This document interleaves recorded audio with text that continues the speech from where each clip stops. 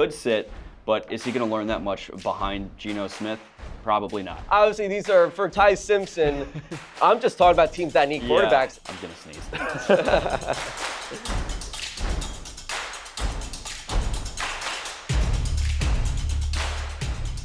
Hello, welcome to Football X's and O's Back to School. We'll be talking about Alabama prospect Ty Simpson, the quarterback. I'm Ryan Sewell. Alongside me is David Scott. David, I think we're going to have a little bit mixed reviews when it comes to Ty Simpson. Ty Simpson is certainly one of the more polarizing prospects in this draft. You either love him or hate him. There's a lot of people who really love him. There's a lot of people who really hate him. I think we're both a bit in the middle, and there's reasons to be on both sides of that argument. All right, let's get started talking about Ty Simpson. Of course, this is such a big prospect considering that it's Fernando Mendoza, the number one pick, presumptive number one overall pick. And then it's Ty Simpson, the quarterback too. He had a good season, 28 touchdowns, 5 picks, but struggled a little bit at the second half. But let's talk about the pros. What do you like in Ty Simpson's game? Yeah, Ty Simpson, I think, has a lot of good mechanics. There's a lot of things, like the baseline for him is really good. You don't really have to coach out a lot of those inconsistencies that you might see in more of a raw prospect. He's got good arm mechanics. He is going to make the simple throws. I think he's got a really good pocket presence. He knows when the pressure is coming around him. He knows when to step up in that pocket when the pressure's coming down on him. So I think there's a lot of baseline things that are really good about Ty Simpson. He is a good prospect coming out of college, but there's a lot of those more spectacular things that you want to see out of him that just aren't there yet. But when it comes to his arm mechanics, his vision on the field, his pocket presence, I think those are really good baselines to work off of. Oh, yeah, the first half, I mean, he was one of the best quarterbacks in the nation, maybe the best, if you want to compare Mendoza and Simpson. Just his footwork, he does have arm talent. He can move, too, mobility. The first half, he looked like a guy that was probably going to be in the first half of the first round. What did you see in the first half? Yeah, first half of the season, I think he was trending towards being the number one overall pick. He was outpacing Mendoza. And you look at his end of season stats, he actually did have more passing yards than Mendoza, despite not making that deep college football playoff run. Obviously, he has a lot less touchdowns than Mendoza. Mendoza had 40-something, and Simpson has 28. So big discrepancy there, but very accurate with the football during that first half of the season. He was using his legs. He was getting out of the pocket, good awareness, and he was doing it against some good teams. He was going against SEC competition, some of the better teams in the ACC. So I do think that he put on a good show against good talent. But in that second half of the season, when he started getting some of those injuries, it just started falling apart, and we really just saw some wild inconsistencies from him that you cannot see at the next level. Yeah, he just, perfect segue about the second half. He just struggled mightily. The whole team struggled, too. I mean, the offensive line struggled. Running backs had a tough time, too. And wide receiver drops. I mean, all across the board, the offense struggled. And Ty Simpson, at the same time, he's the quarterback. He's the leader of that offense. And you saw, bad play here and there, especially the intermediate game. We're going to touch on that later. The fumbles. What was the big thing to you that stood out where you were like, Ty, you got to do better in this department? I think he lost a lot of confidence in that second half. I think once he got into that bad rhythm, he really just couldn't escape it. He couldn't, remind himself of who he was and get out of it. Remember what he was doing so well in the first half, those easy throws, that IQ, not making the bad pass, not forcing the ball down the field. He really lost that for me, and I don't know what happened in that second half and why he couldn't get it back together, but it was rough. And, as they got down the line and they were playing some of those really key games to try and get themselves into good playoff position, he just could not find it. He did not have any textbook benchmark really highlighting performances, and they really could have used him in those moments. Yeah, he had, I think, a consecutive streak of 5 games where he fumbled. He was one of the most fumbled quarterbacks in the league, and he just struggled with pressure. I think that was the thing. I feel like a lot of teams noticed that, and they tried to take advantage, and a lot of teams did take advantage against Ty Simpson. He had a good game against Oklahoma. He came back in that really nice game. But then obviously Indiana, that's a different beast. He struggled. He only had 67 passing yards. What was it? Was it the fumbles? Were there things that you really could say, man, he's got to really work on this, and that maybe it's a coaching problem, maybe it's just a him problem? What is something that he struggled with in college that could be a really big issue in the NFL? He's a little weak against tight man coverage, and that if you can't beat man coverage as a pro quarterback, you're really not going to be able to be a pro quarterback. You have to get the ball over those corners or around those corners, putting the ball in a position where only your wide receiver can get it. He struggles with that tight man coverage, and I'm sure that's something that can be worked on if he has some sort of mentorship, but that's going to take time. This is a kind of quarterback that if you're drafting him, you need to have a good plan. You need to sit him for, in my opinion, at least his first full season. This is not a guy that you can draft and drop right in. He's not a pro-ready quarterback. Now, there's some types of prospects where you look at them and you say they're not pro-ready, but they have those kinds of tools where they could probably, have that spark moment and then end up being a good quarterback. You look at a guy like Josh Allen, who was certainly not a pro-ready quarterback, but he's Josh Allen. He has that freak build and athleticism. Ty Simpson is not like that. He does not have that freak build and freak athleticism. He's just kind of a guy that needs to be refined and shaped by a good coaching staff and a good mentor in front of him. Yeah, it's the 15 career starts in college. That little worries me a little bit. And the build to 6'1", 210. So there's certain things that you're like, you compare it to, history in the NFL. You look at comparisons and it doesn't look pretty for Ty. But like you said, I think he needs time to develop. All right, so the 6'1" build does not concern me too much. At that height, there's a lot of good quarterbacks at that height. You look at like Brock Purdy, Jalen Hurts, Baker Mayfield. Those guys are all 6'1". I think those guys are a little more bulky than him. I think Ty Simpson probably wants to put on some weight, beef up a little bit. So the 6'1" is not the huge issue for me. His frame is kind of where we think maybe those injuries come from. So he needs to bulk up a little bit when he gets into the league. But outside of that, he just needs to be refined so much. And we'll talk about what teams could possibly refine him later, but there's a lot of that needs to be done before he can step onto the field as a starting quarterback in the NFL. All right, I think you have something for us for the whiteboard. Yes, all right. Let's put this together here. We're going to talk about what Ty Simpson really needs to work on in his passing game. Now, we talked about some of the things that he does well. He makes those easy passes.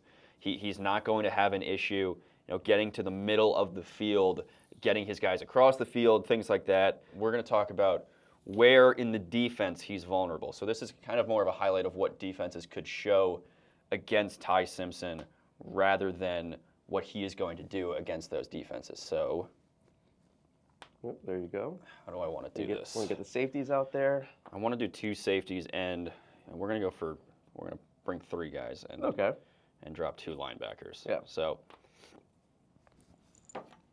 where's the issue for Ty Simpson? When we talk about the intermediate, what do you think of as the intermediate of the field? It's kind of this area here where you're maybe 15 to 20 yards down the field going over the linebacker but underneath the safety. This is kind of where Ty Simpson has his issues. He's fine in here. He's going to make those easy plays over the middle. He's fine kind of over here. He's not going to have struggles in there making those passes where your wide receivers are getting open and creating the opportunities for themselves. But on more of these, not hero plays, but plays where the work has to go to Ty Simpson, where he has to make the throw, where he has to throw his receiver open, he's going to have some more issues with that. When he's getting the ball over the linebacker, a lot of times it's either not going to get over the linebacker, or it's going to be inaccurate, or it's going to get to the linebacker's hands. Now, he doesn't throw a lot of interceptions, but those balls can get batted down. Mm-hmm. He only had 5 interceptions. That's less than Fernando Mendoza. But still, this area of the field, not great. Up here, over top of the safety, also not great. He's not good at using his eyes. A strength of a lot of quarterbacks is that you want to look off the safeties. You're going to look a certain way, try and bait them into going that way, and then throwing the ball the other way. He's a little lazy with his eyes. He's not good at baiting the guys off the ball. So that's another area of the field where, all right, we're a little concerned. Now, these matchups can be issues. When we're going deep down the field, he's going to have trouble getting it over the corner. All right, he doesn't have a great arm. Yeah. He's got a serviceable arm. He doesn't have a cannon, and he's a little inconsistent with that deep ball. His deep ball accuracy is not great. Is that coachable?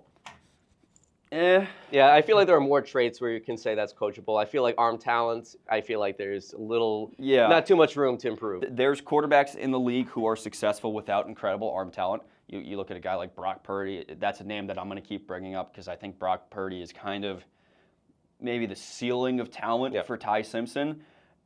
The floor for Ty Simpson could go as far as Mac Jones. So, Mac Jones was great this year. So Mac Jones in 2025 I would take, honestly. Mac Jones in 2025 was pretty solid. Not the end of Patriots, Mac Jones. I'm thinking floor is more end of Patriots, Mac Jones. So there's things about Ty Simpson that you look at them and you say, okay, there's something here. There's something that we could get out of this. I think his ability in the pocket, stepping up when this pressure comes around and avoiding that sack by stepping up and firing the ball off, he's good at that. He's good at, making the secondary read. I think he's pretty good at that. I think he needs to work on, when we're talking about this middle of the field, when something's not there, I think he needs to do better at not extending the play. Sometimes you try to be the hero and extend the play a little too far. You're going to take an unnecessary sack, or you're going to cause a turnover. You're going to have that fumble, like we talked about. Sometimes you got to check the ball down, take what you can get. He's got to get better at doing that too. Those are coachable abilities. Getting rid of those mental mistakes, better looking the ball off with those safeties. Those are all coachable things. Size, the arm strength, those kinds of things, that is what it is. That's not going to get much better. But I think if you look at the coachable traits for Ty Simpson, you look at the few things that he does unwell on the field, I think those are things that you could coach out of him if he goes to the right situation. Yeah, I like his delivery too of the football. He's got a good delivery, and his footwork I do like as well. So those are things that some of these quarterbacks entering the league have trouble with. So he's got that down. And I think we are on the same mindset. I had in my note cards comp is Brock Purdy. I think Baker Mayfield, that's the ceiling for him. But then the low floor, and I'm talking low floor, and that could be J.J. McCarthy. And J.J. McCarthy has had a lot of issues in the NFL, turnover-worthy plays. And, yeah, 5 interceptions looks great, in the stat sheet. But there were some plays where they could have been turnovers. In the NFL, they're going to be turnovers. Yeah, I've also seen some people say, Tony Romo could be that ceiling. He does kind of show some similarities to Tony Romo for me as well. But it really is a matter of where he goes on the field, like who drafts him, what plan do they have for him. It really, you look at, is he going to go in the first round? That's the first question. Yeah. I think if he goes in the first round, it's because someone trades up for him. I don't think a team is going to stick and pick for him in the first round. And then you think about, all right, which of those teams is good for him? Not the Cardinals. If he goes to the Cardinals, he's going to be starting and it's going to be bad.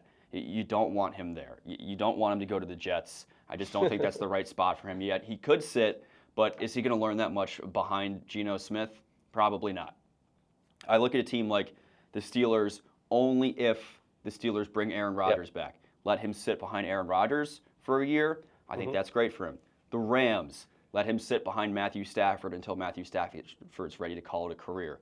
That reminds me of a Jordan Love and Aaron Rodgers situation in Green Bay. You got to put him somewhere where he's going to sit for at least a year. He's going to learn from a very talented quarterback, and then he steps into the role and he's ready for it.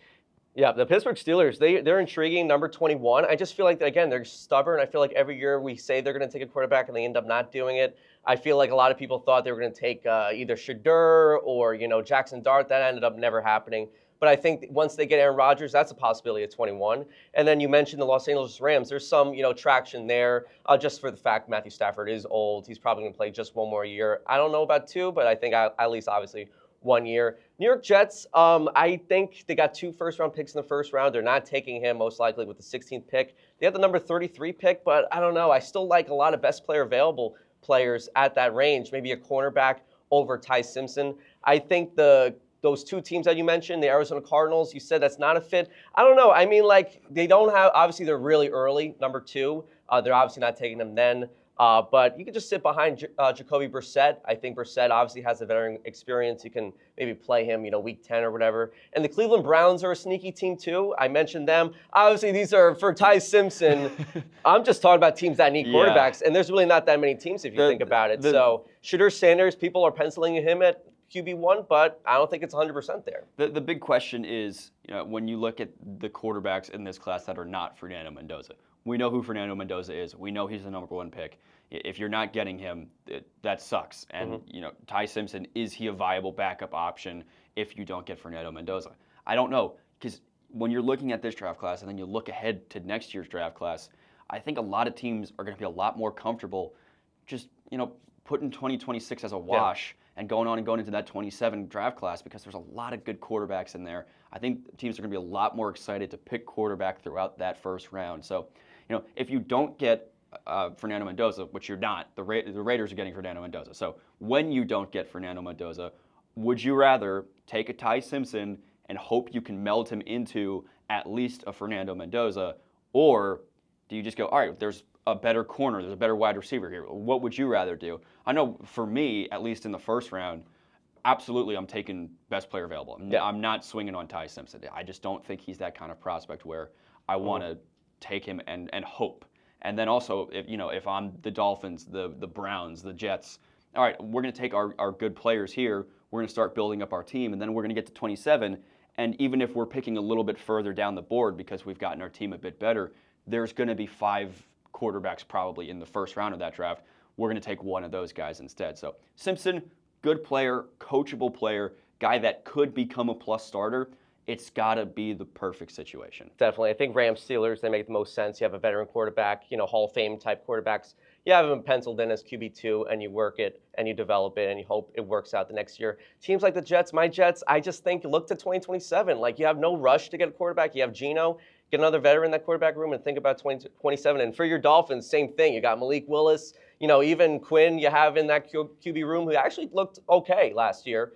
Here and there, he looked okay, but I would just look at 2027. Yeah, exactly. All right, let's wrap things up here. Football X's and O's, back to school. You can watch us every Monday. We also have other off-season content. Please like and subscribe and let us know in the comments if you think Ty Simpson is worthy of a draft pick in the first round.